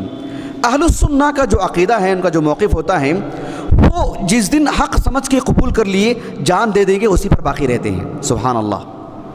آپ میں سے کوئی بتلا سکتے ہیں کوئی 5 کم از کم کہ جو صحیح دین ہے اس پر ثابت قدم رہنے کے لیے کیا اسباب ہیں؟ کوئی بتلا سکتے ہیں؟ کوئی 5 بتلا سکتے ہیں آپ میں سے؟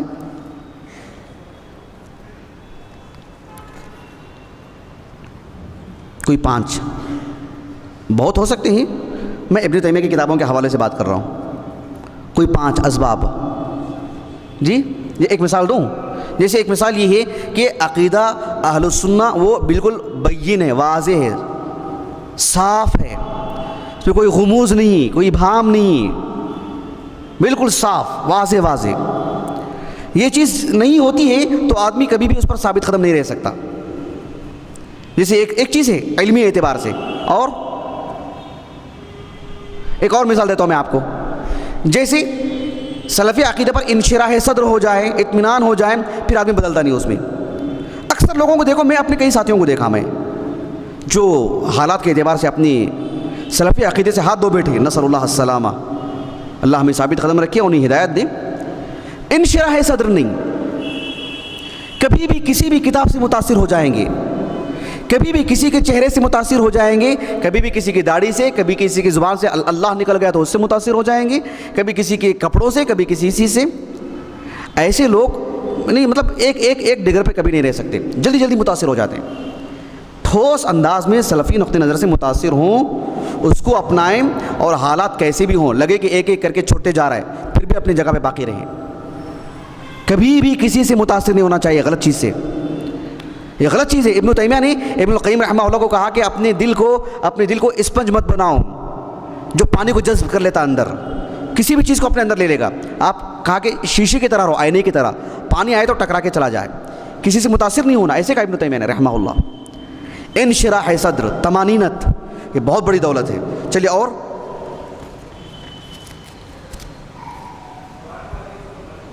احسنتم، اپنے سارے مسائل کو الرجوع الی الکتاب والسنہ، الرجوع الی الکتاب والسنہ، پھر ثم التمسک بالکتاب والسنہ. یہ وہ چیزیں ہیں جس سے ثبات قدمی میں بہت مدد ملتی ہے. متوجہ ہو گیا آپ کو؟ جی چلیے ہم آگے چلتے ہیں. اس کے بعد ابن تیمیہ نے کہا رحمہ اللہ، حب الصحابۃ کلہم لی مذہب ومودۃ القربى بها اتوسل. یعنی صحابہ سے محبت کرنا یہ میرا دین ہے، یہ میرا دین ہے، یہ میری محبت ہے. ومودۃ القربى بها اتوسل، بالخصوص آل الرسول سے مودت کو میں اللہ کی قربت کا ذریعہ سمجھتا ہوں. حب الصحابۃ کلہم لی مذہب، یعنی کل کے کل صحابہ سے محبت کی میرا دین ہے، میرا مذہب ہے. شیخ الاسلام ابن تیمیہ رحمہ اللہ نے یہ بہت اہم بات کی ہے، اس لیے کہ جو ہے صحابہ کے سلسلے میں صرف شیعہ کی بات نہیں کر رہا ہوں میں آپ کو. ایک طرف شیعہ ہیں، ایک طرف نواسب. نواسب کو جانتے ہیں آپ لوگ؟ ایک طرف شیعہ وہ ہیں جنہوں نے مخصوص صحابہ اہل بیت کی محبت کا اظہار کیا اور دیگر صحابہ پر نفاق تک کا الزام لگایا، نسأل اللہ السلامہ. ایک طرف وہ لوگ جو ابو بکر، عمر وغیرہ وغیرہ کی افضلیت کو مانتے ہیں، ان سے محبت بھی رکھتے ہیں، لیکن جب علی کی بات آتی ہے تو تیزی دکھاتے ہیں، علی رضی اللہ عنہ پر برس پڑتے ہیں، حسین رضی اللہ عنہ کے حق میں نازیبا الفاظ کہتے ہیں. یہ بھی غلط ہے. اہل السنہ پاک ہیں اس سے. ایک کتاب آئی ہے، یہاں ہمارے پاس نہیں ہے، انشاءاللہ میں جلد حاصل کروں گا باذن اللہ تعالی، کہ ابن تیمیہ لم یکن ناصبیا. ایک کتاب آئی ہے، اتنی ضخیم کتاب ہے. ابن تیمیہ لم یکن ناصبیا، ابن تیمیہ ناصبی نہیں تھے. یعنی آپ نے جو ابو بکر، عمر وغیرہ وغیرہ وغیرہ کی جو آپ نے افضلیت اور صحابہ کی محبت اور ان کے عدول ہونے پر جو آپ نے جزم کے ساتھ جو بیان کیا نا آپ نے، اس سے کسی نے یہ نتیجہ نکالا کہ آپ ناصبی ہیں. یعنی ناصبی کس کو بولتے ہیں؟ جو علی بن ابی طالب کے حق میں زہر آلود گفتگو کرے. ابن تیمیہ رحمہ اللہ یہ کہتے ہیں کہ جو ہے ابو بکر سب سے اعلیٰ ہیں، پھر عمر ہیں، پھر عثمان ہیں، پھر علی ہیں. جب آپ نے ایسی گفتگو کی تو آپ کو جو ناصبی کہا گیا. بات واضح ہو رہی ہے آپ کو؟ یہ بڑی عجیب بات ہے یہ. یعنی ہمارے اس دور میں مولانا ابوالعلا مودودی کو جانتے ہیں آپ لوگ؟ جانتے نہیں جانتے؟ 1903 میں پیدا ہوئے اور اس کا ٹائم کب تک ہے؟ اعجاز ٹائم کب تک ہے اس کا؟ ہاں 6:30 تک. یہ جو یہ ہے کیا نام ابوالعلا مودودی 1903 میں پیدا ہوئے اور 1957 میں امریکہ میں انتقال ہوا ان کا. اور انہوں نے ایک کتاب لکھی، کوئی جانتے ہیں، جس میں صحابہ کے سلسلے میں بہت بہت برا لکھا گیا؟ کوئی بول سکتے ہیں؟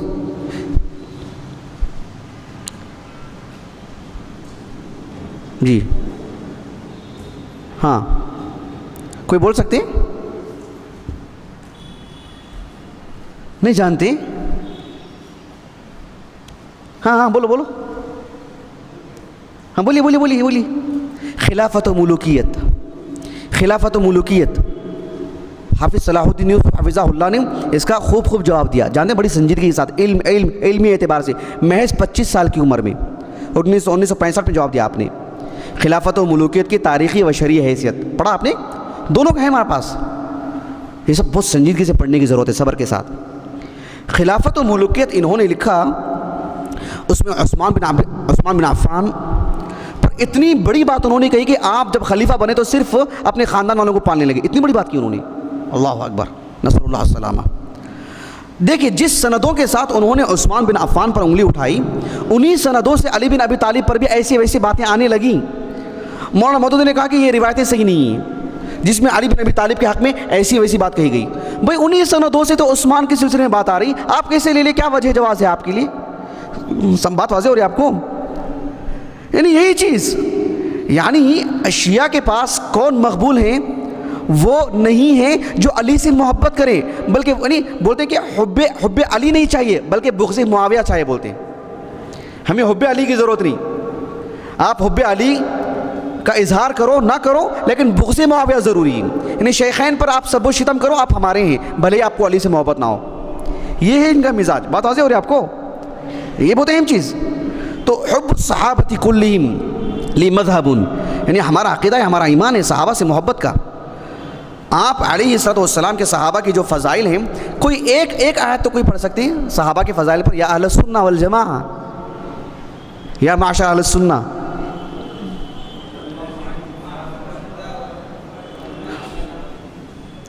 ایک آیت. ہاں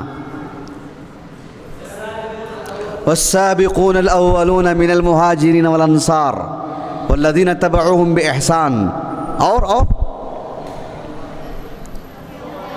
لقد رضی اللہ عن المؤمنین اذ یبایعونک تحت الشجرہ فعلم ما فی قلوبہم. اور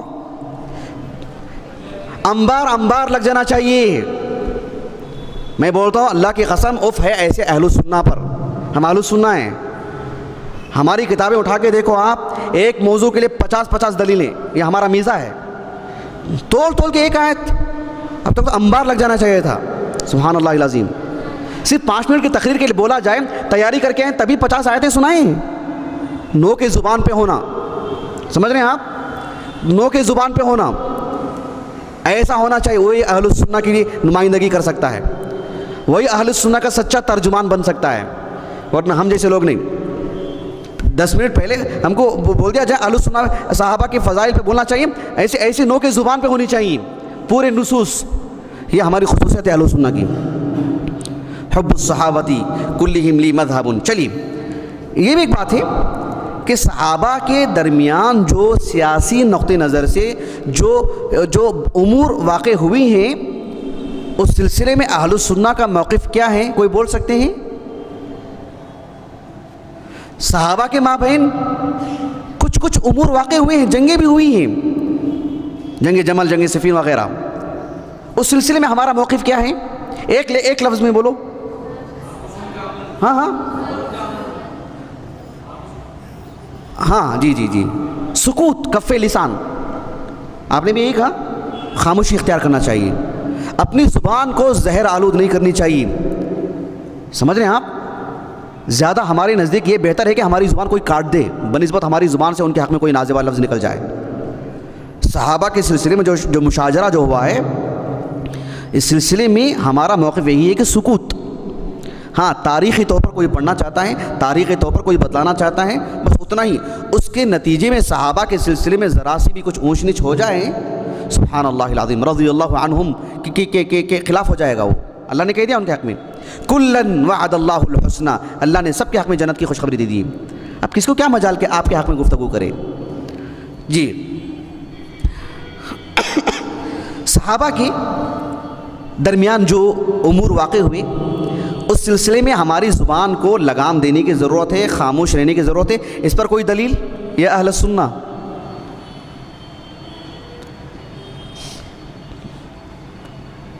یا اہل سنہ؟ ہاں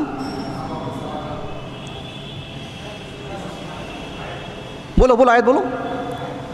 لقد تاب اللہ علی النبی والمہاجرین والانصار والذین اتبعوه فی ساعۃ العسر.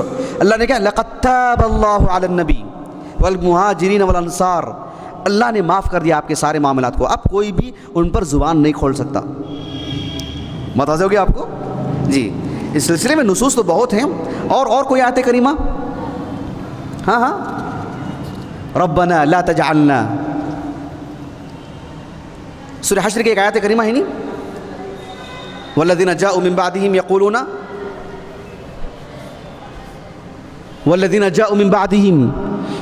ربنا اغفر لنا ولاخواننا الذین سبقونا بالایمان.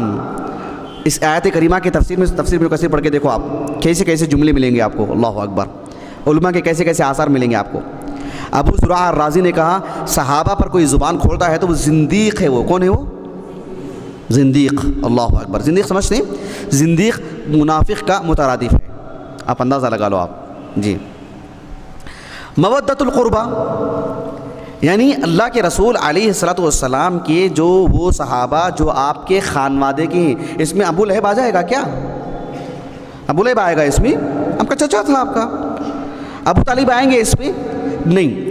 اللہ کے رسول علیہ الصلوۃ والسلام سے جن کا بھی خونی رشتہ ہے اور وہ صاحب ایمان بھی ہیں، ان سے محبت.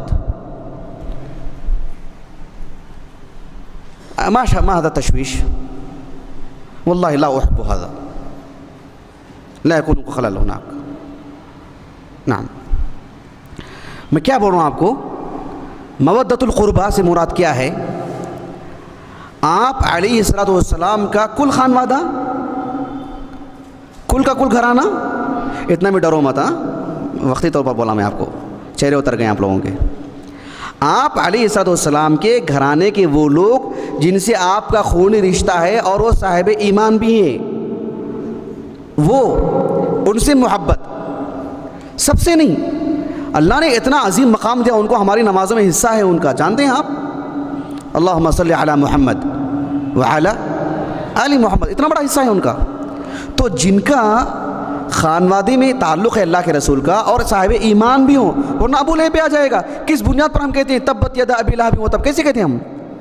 سمجھ رہے ہیں آپ؟ ومودۃ القربہ بہا اتوسلوا، اللہ کے رسول کی خانوادے سے محبت. جیسے آج ہے، ہم نے ایک مرتبہ 10 دیے تھے، یاد ہے شاید آپ کو، سید پر آپ کو بھی دیں گے کبھی انشاءاللہ چارش میں والی کلاس میں، کہ یہ جو ہم سید کہتے ہیں نا ہندوستانی معاشرے میں، یہ اپنے آپ کو سمجھتے ہیں کہ ہم اللہ کے رسول کے خانوادے کے ہیں.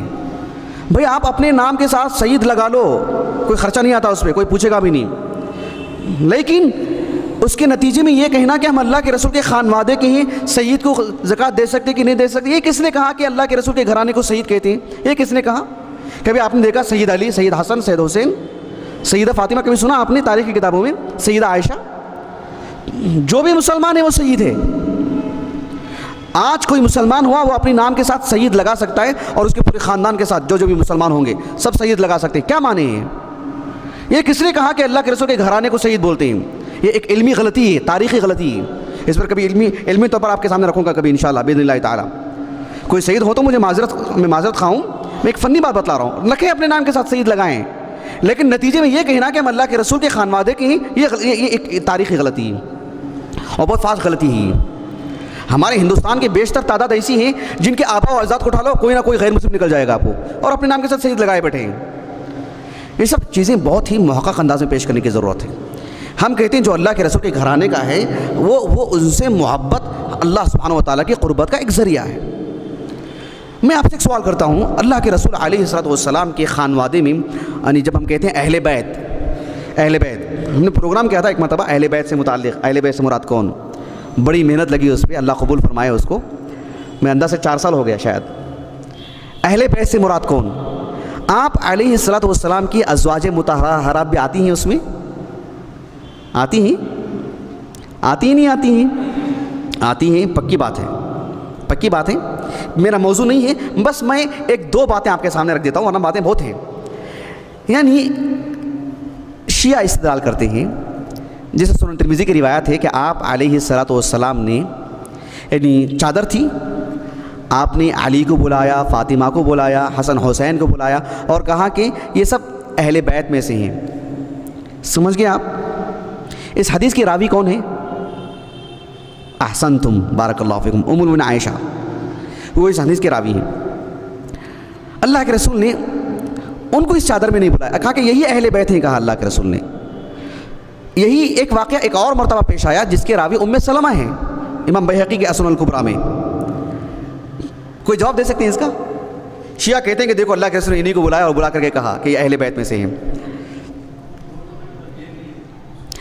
ایک یہ ہے نا شیخ شعیب, ہماری مجلس میں اچھا ہے آپ میری پیٹھ تھپکیں, میں آپ کی پیٹھ تھپکوں گا. فنی علمی جواب چاہیے, آنکھ میں آنکھ ڈال کے. جی ہاں ماں ہیں کس کی؟ امہات المومنین کی بات کر رہے ہیں. وقت بہت لگ جائے گا, ہم کو پڑھنا بہت ہے, میں آپ کو جواب دے دیتا ہوں. اس کا جواب مجھے اصل میں کہیں سے ملا نہیں مجھے جواب. جب ہمارا پروگرام تھا تو اس سلسلے میں بہت پریشان تھا میں. اصل میں ایک صاحب تھے, وہ شیعہ بن گئے تھے, وہ ان کی طرف سے سوال آیا تھا. یہ تو میں ایک علمی طور پر امانت داری کے طور پر بول رہا ہوں, کیونکہ مجھے کہیں پڑھا نہیں, کہیں ہے تو مجھے جواب دیجیے. لیکن اس وقت اللہ تعالیٰ نے میرے ذہن میں بات ڈالی کہ ایک تو بات یہ ہے کہ آپ علیہ السلام نے علی کو بھی بلایا تھا اس میں. حسن حسین بھلے ہی چھوٹے تھے, فاطمہ تھی, لیکن علی بھی تھے اس چادر کے اندر. یہ کیسے ہو سکتا ہے کہ میں اپنی بات کر رہا ہوں, میری بیوی کی نظر آپ کوئی نظر ڈالے, آنکھیں پھاڑ لیں گے ہم. ایک مرد کی غیرت ہوتی ہے. پھر اللہ کے رسول صلی اللہ علیہ وسلم کیسے اس چادر کے اندر جس میں علی ہے اپنی بیوی ام المؤمنین عائشہ کو بلائیں گے کہ تم بھی آ جاؤ؟ سبحان اللہ, ہے نا عجیب بات. ام سلمہ کو کیسے بلائیں گے جبکہ اس کے اندر صراحت ہے کہ مکانک, ام سلمہ سے کہا کہ وہیں ٹھہرو, تم بھی اہل بیت میں سے, لیکن چادر میں کیسے بلا سکتے ہیں ان کو؟ اللہ اکبر. سمجھ رہے ہیں آپ؟ یہ نہیں ہونے والی بات ہے. ایک چیز. دوسری چیز, آپ کے نزدیک تو ام المؤمنین عائشہ کاذبہ ہیں عیاذاً باللہ, کیسے ان کی روایت لے رہے ہیں آپ؟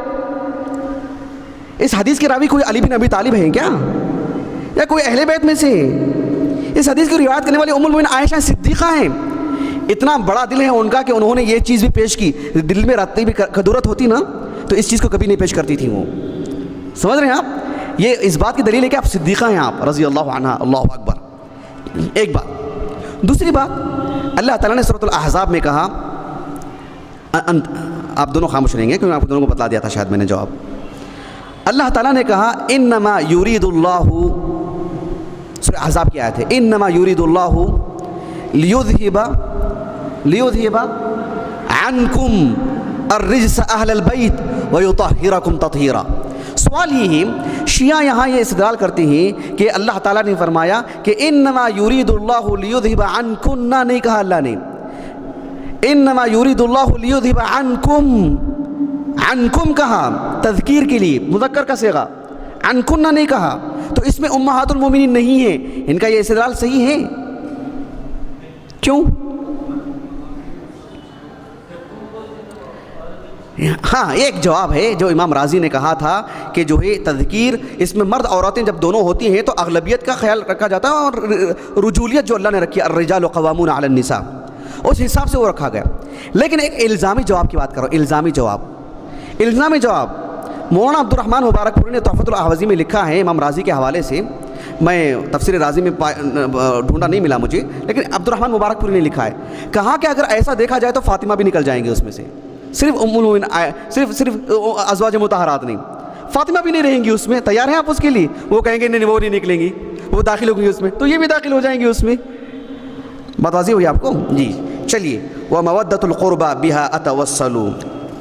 لیکن شیعہ کے نزدیک اور ان سے جو ہم آہنگ ہیں، یہ وَمَوَدَّةُ الْقُرْبَى بِهَا أَتَوَسَّلُ کا یہ معنی ہوتا ہے کہ ان سے وسیلہ لینا، ان سے دعائیں کروانا، ان کی قبروں کے پاس جانا. یا سلام، اللہ اکبر، سب عین شرک ہے، عین شرک ہے.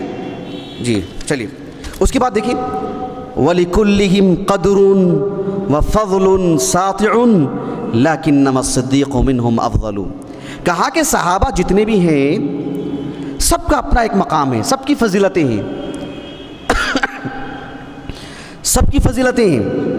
ابھی دیکھیں اس کے بعد ایسا نہیں ہونا چاہیے کہ صحابہ کے فضائل آپ سے پوچھیں اور آپ جو ہے دائیں بائیں دیکھتے رہیں، ایسا نہیں ہونا. آپ اہل السنہ ہیں، اہل السنہ کے نمائندے ہیں. جی انشاءاللہ. جیسے آپ کا نام کیا، آپ جیسے بولتے ہیں نا میرا نام یہ، ویسے صحابہ کے فضائل لوگوں کے زبان پہ ہونا. سمجھ رہے ہیں آپ؟ جی چلیے. وَلِكُلِّهِمْ قَدْرٌ وَفَضْلٌ سَاطِعٌ. جتنے بھی صحابہ ہیں سب کا اپنا ایک مقام ہے، سب کے فضائل ہیں.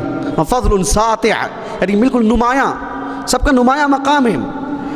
لیکن ساتھ میں یہ بھی ہے کہ صحابہ کا آپس میں بھی تفاضل ہے، یعنی عام لوگوں کے مقابلے میں صحابہ کو فضیلت ہے، پھر صحابہ کے مابین کوئی ان میں سے بھی بڑے، کوئی ان میں بعد میں ایسا ہے.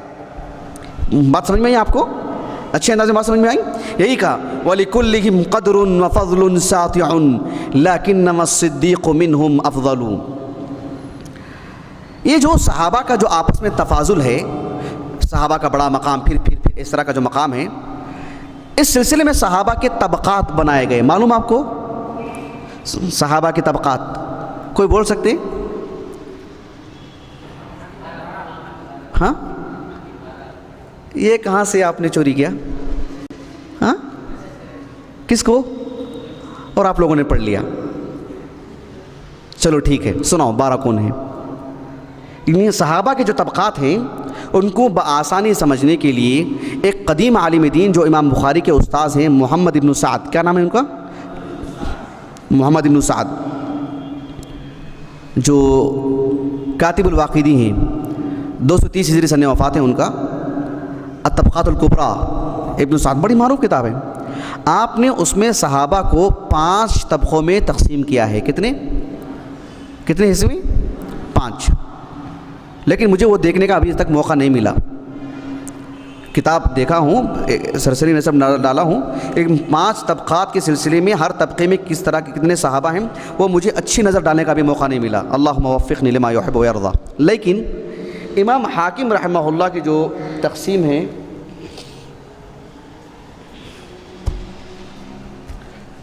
امام حاکم رحمہ اللہ کی جو ایک قدیم کتاب ہے معرفت علوم الحدیث امام حاکم کی، اور بہت عمدہ کتاب الحمدللہ. امام حاکم رحمہ اللہ کہتے ہیں کہ جس کو صحابہ کے سلسلے میں زیادہ معلومات رہیں گے وہ اپنے وقت کا ایک اچھا عالم مانا جائے گا. ایسا کہا آپ نے. امام حاکم کی معمولی نصیحت نہیں، صحابی کا نام، ان کا نسب، ان کی کچھ خاص واقعات، کبھی اسلام قبول کیا، ان کی مرویات، ان کے سلسلے میں جتنے صحابہ کے بارے میں آپ کو معلوم ہوگا.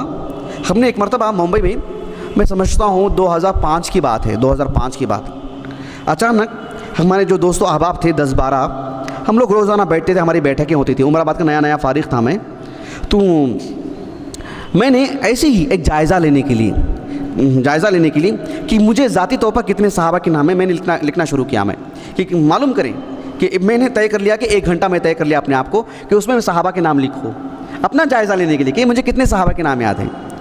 اس کے بعد جو ہے میں اپنے دوست و احباب کے سامنے آیا، ایسے ہی پوچھا کہ جو انڈیا کے جو کرکٹ پلیئروں کے نام بولو، 11 جو ہیں، کوئی 11 کوئی 20 بول رہا ہے. انگلینڈ کے کرکٹ ٹیم کے نام بولو، پلیئر کے نام، وہ بھی نام بولنے جا رہے ہیں. کچھ ایسے ہم لوگوں نے جائزہ لیا.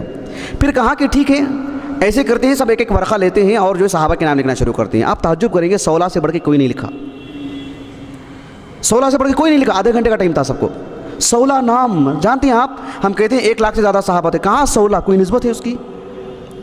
कोई निस्बत है उसकी? 16 नाम, अल्लाह अकबर। लेकिन वल्लाह बहुत आज भी सोचता हूँ रोंगटे खड़े हो जाते हैं, नहीं क्या हालत है हमारी। सिर्फ 16 नाम, उसमें से सबसे ज़्यादा लिखने वाले, सबसे कम का मुझे याद नहीं आ रहा है, 16 नाम।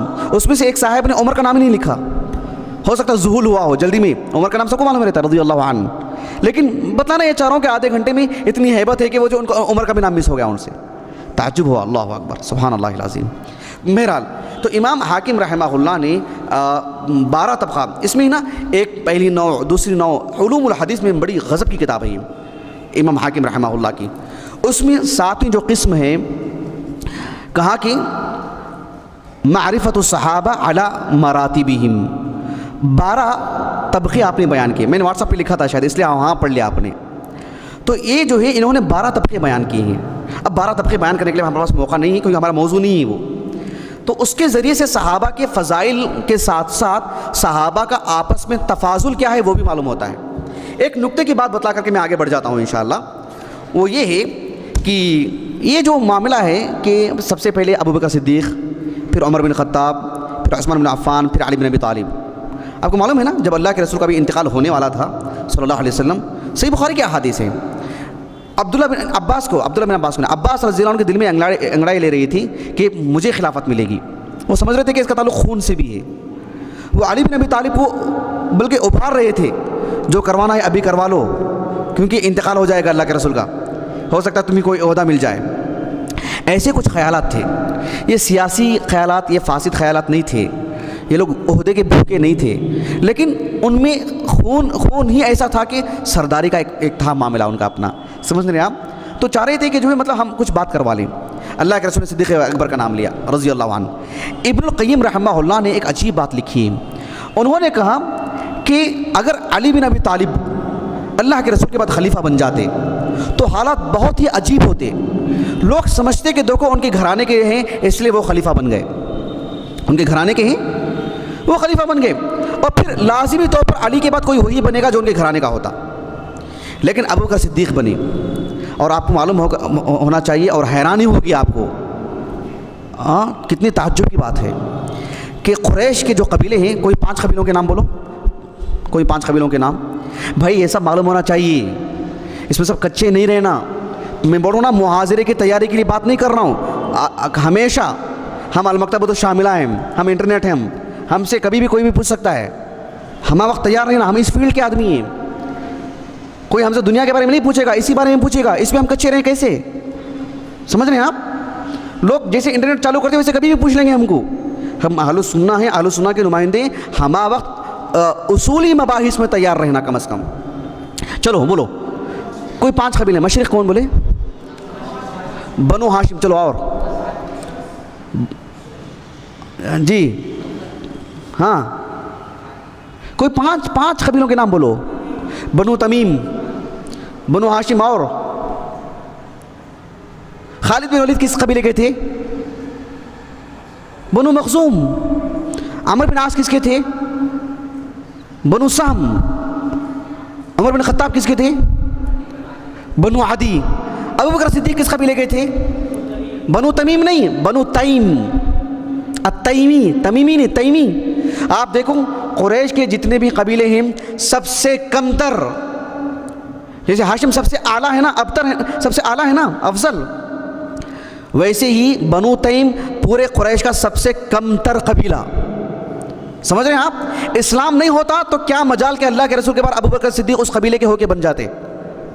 अल्लाहु अकबर। इन्ना अक्रमकुम इंदल्लाहि अत्क़ाकुम। अल्लाह सुब्हानहु व तआला ने वो शर्फ अता किया आपको। हालांकि बनु हाशिम कहाँ बनु तईम, क्या निस्बत दोनों में, कोई इलाका नहीं। आप बनु तईम के थे लेकिन आप अफजलुल खल्क़ थे, अंबिया के बाद आप बनाए गए। उसके बाद उमर बिन ख़त्ताब, उसके बाद उस्मान बिन अफ़्फ़ान। इब्नुल क़य्यिम रहमहुल्लाह कहते हैं उसके बाद अली। क्यों? अल्लाह के रसूल के घराने के ही नहीं, इसलिए कि उसके बाद उन्हीं का मकाम था, उसके बाद उन्हीं वही मुस्तहिक़ थे, दूसरा मुस्तहिक़ नहीं था। उनके होते हुए कायनात में कोई उनसे अफजल नहीं था जो अली थे उस्मान के इंतकाल के बाद। समझ गए आप इस बात को? हाँ, ये बहुत अहम चीज़ है। चलिए आगे बढ़ते हैं। व अक़ूलु फ़िल क़ुरआनि मा जाअत बिही आयातुहु फ़हुवल क़दीमुल मुनज़लु। یہ جو وَأَقُولُ فِي الْقُرْآنِ مَا جَاءَتْ بِهِ ہے، یہ ایک بہت بڑا مسئلہ ہے یہ۔ خاص کر ہم جو چونکہ ایک ایسے مدرسے میں زندگی گزار رہے ہیں جو خالص سلفی مدرسہ ہے، اور باہر بھی نکلتے ہیں تو ہمارے گھر میں سب سلفی، ہماری مسجد میں سب سلفی، ہماری جماعت جمعیت سب سلفی، تو ہم کو کوئی دوسری بات سننے ہی نہیں ملتی۔ لیکن اگر آپ ذرا لوگوں کے اندر گھسیں گے اور دیگر فرق کی کتابیں پڑھیں گے، سلف کو سمجھنے کے لیے یہ مسئلہ بہت بڑا گمبھیر مسئلہ تھا یہ، کہ قرآن مخلوق ہے کہ نہیں ہے، قرآن مخلوق ہے کہ نہیں۔ اہل السنہ کا متفقہ معاملہ تھا کہ القرآن کلام اللہ لیس بمخلوق، القرآن کلام اللہ لیس بمخلوق، یہ وہی معاملہ ہے۔ یہ وَأَقُولُ فِي الْقُرْآنِ مَا جَاءَتْ بِهِ آیاتُهُ فَهُوَ الْقَدِيمُ مُنزَلُ، اس کے بعد کبھی دیکھ لیجئے، ملا کے ہم تھوڑا پڑھ لیتے ہیں۔ وَأَقُولُ قَالَ اللَّهُ جَلَّ جَلَالُهُ وَالْمُصْطَفَى الْهَادِي وَلَا أَتَأَوَّلُ وَجَمِيعُ آيَاتِ الصِّفَاتِ أُمِرُّهَا حَقًّا كَمَا نُقِلَ الطِّرَازُ الْأَوَّلُ وَأَرُدُّ أُحْدَتَهَا إِلَى نُقَّالِهَا وَأَصُونُهَا عَنْ كُلِّ مَا يُتَخَيَّلُ۔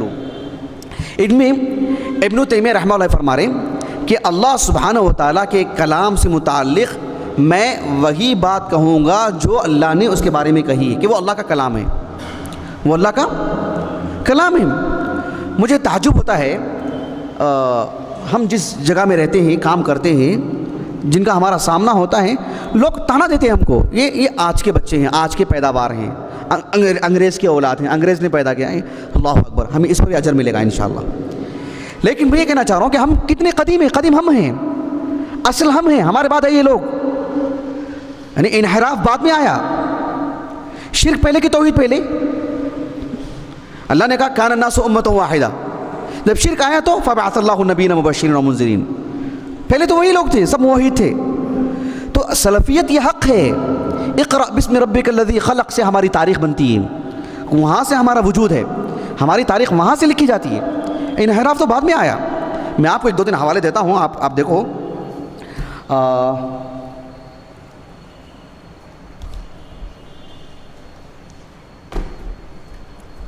6:30 تک نا، اذان کب ہے؟ 38 پہ۔ دیکھو یہ کتاب بشر المریسی ایسا کچھ نام ہے ان کا۔ یہ جو شخص تھا بالکل جہمیہ کے عقیدے کا حامل، جس نے اللہ سبحانہ و تعالیٰ کی کل صفات کو معطل قرار دیا، کائنات کے بدترین لوگوں میں سے ایک۔ یہ امام احمد بن حنبل، امام بخاری، امام مسلم، امام ابو داؤد، ان سب کے تلمید ہیں، یہ ان سب کے تلمید ہیں۔ نام جانتے ہیں ان کا؟ عثمان بن سعید الدارمی۔ یہ امام دارمی نہیں ہے، جو سنن دارمی کتاب ہے اس کی مصنف نہیں ہے، یہ عثمان بن سعید الدارمی ہے، عثمان بن سعید الدارمی، یہ بہت عظیم عالم دین۔ ان کا انتقال 255 میں ہوا، ان کا 281 ہجری میں ہوا۔ انہوں نے ایک جگہ پر لکھا ہے، وہ جو میں آپ کو بتانا چاہ رہا ہوں،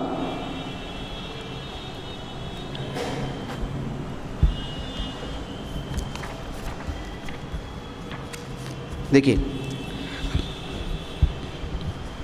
یہ کہہ رہے ہیں عثمان بن سعید الدارمی، آپ کو 500 روپے کا انعام۔ کتنا؟ آپ کا ایک انعام طے ہے نا انشاءاللہ، 500 روپے کا انعام۔ کوئی اس کا جواب دیں کہ الدارمی نسبت کس طرف ہے؟ الدارمی جو نسبت ہے نا، الدارمی، عثمان بن سعید الدارمی، سنن الدارمی، جیسے بخاری، ترمذی، سجستان سے سجستانی، نسائی، قزوینی جو ہے نا، ویسے دارمی کس جانب نسبت ہے؟ کہاں ہے تا علاقہ؟ کون بولیں گے؟ چلو۔ وسمعت اسحاق ابن ابراہیم الحنظلی یقول قال سفیان ابن عیینہ۔ سفیان ابن عیینہ کو جانتے ہیں آپ لوگ؟ سفیان ابن عیینہ کہاں کے عالم ہیں؟ کہاں کے عالم ہیں؟ من علماء، احسنتم، من علماء مکہ، من علماء مکہ۔ وہ کہتے ہیں قال عمرو بن دینار ادرکت اصحاب النبی صلی اللہ علیہ وسلم، ادرکت، عمرو بن دینار بہت بڑے عالم دین، ادرکت اصحاب النبی صلی اللہ علیہ وسلم فمن دونہم یعنی التابعین کو منذ 70 سنہ، منذ 70 سنہ 70 سال سے میں صحابہ اور تابعین کے مابین اٹھتا بیٹھتا رہا ہوں، سب یہی کہتے تھے یقولون اللہ الخالق وما سواہ مخلوق والقرآن کلام اللہ منہ خرج و الیہ یعود۔ 70 سال سے میں نے صحابہ تابعین سے یہی سنا، اور کچھ سنا نہیں میں نے۔ یہ بہت دلچسپ کتاب ہے، آپ پڑھیں گے تو آپ کو ہر سطر میں معلومات ملتی رہیں گی، کوئی مشکل نہیں ہے، کچھ اصطلاحات ہیں سمجھنے کی ضرورت ہے، ورنہ یہ کتاب بہت یعنی یہ ایک مصدر ہے اہل السنہ کے عقیدے کا، بنیادی مصدر ہے یہ، اس کو جو ہے مطلب اپنے ذہن میں رکھے گا آپ لوگ۔ ایک اور حوالہ میں آپ کو دیتا ہوں، شرح اصول اعتقاد اہل السنہ والجماعہ، کہاں ہے؟ شرح اصول اعتقاد اہل السنہ والجماعہ، یہ اہل السنہ والجماعہ کے بنیادی مصادر میں سے ہیں۔ شرح اصول اعتقاد اہل السنہ والجماعہ، امام ابن بطہ العبقری کی الابانہ عن شریعت الفرقان ناجیہ، امام آجری کی الشریعہ، ان 3 کتابوں کے تعارف کے سلسلے میں 2 دن کا ہم لوگ ورکشاپ کی تھی حیدرآباد میں، یہاں جامعہ کو آنے سے تقریباً ایک مہینہ پہلے۔ تو یہ بہت اہم کتابیں، ان سب کتابوں کو ذرا جانیے گا آپ لوگ، یوٹیوب میں درس ہے، آپ لوگ دیکھیے کہ اہل السنہ کی 3 بنیادی کتابیں ہیں اہل السنہ کے عقیدے سے متعلق۔ ہم اس قول کو پڑھ سکتے ہیں شیخ شعیب؟ ختم کرنے کے لیے نہیں پڑھ سکتے، ختم کر دوں نماز کے بعد باذن اللہ تعالی۔ چلیے، سبحانک اللہم و بحمدک، اشہد ان لا الہ الا انت، استغفرک و اتوب الیک۔